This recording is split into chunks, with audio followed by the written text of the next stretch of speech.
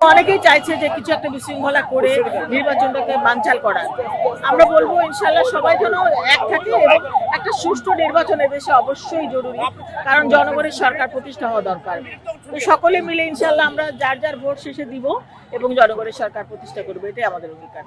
ঢাকা ৮ আসন তো মির্জা আব্বাসেরই আসন, দেশনেত্রী বেগম খালেদা জিয়ার আসন, চেয়ারম্যানের আসন, ধানের শীষের আসন। তো এখানে মির্জা আব্বাস কত বছর ধরে এখানে রাজনীতি করে সেটা আপনারা সবাই জানেন, এবং এই এলাকারই সন্তান, এলাকায় জন্ম হয়েছে, এলাকায় বড় হয়েছে, এলাকার জনগণকে সুখে দুঃখে সবসময় পাশে নিয়ে চলেছে।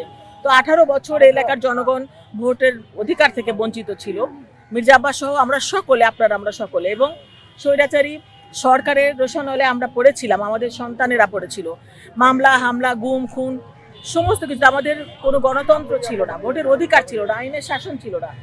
সব কিছুকে আমরা এখন আগলে রাখতে চাই এবং আমরা প্রতিষ্ঠিত করতে চাই গণতন্ত্র এবং ভোটের অধিকার।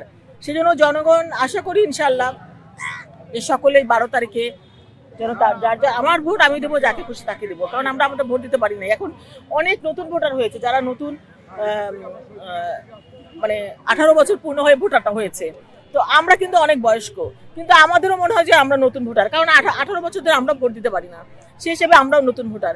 তো আমাদের সবার মনে একটা উদ্দীপনা সৃষ্টি হয়েছে যে আমরা ভোট দিতে দিব। তো ইনশাল্লাহ আমরা যদি ভোট, কিছু কিছু মানুষ বা দল চাইছে যে একটা বিশৃঙ্খলা সৃষ্টি করে ভোটের পরিবেশটাকে নষ্ট করে যাতে নির্বাচনটা বানচাল হয়ে যায়। তো সেটা আসলে দেশের জন্য ভালো হবে। দেশের বাংলাদেশটাকে রক্ষা করার জন্য, দেশের গণতন্ত্র পুনঃপ্রতিষ্ঠার জন্য, আইনের শাসন প্রতিষ্ঠার জন্য, দেশের জনগণকে নিরাপত্তা দেওয়ার জন্য একটি সুষ্ঠু নির্বাচন দেশে অবশ্যই একটু জরুরি একটা।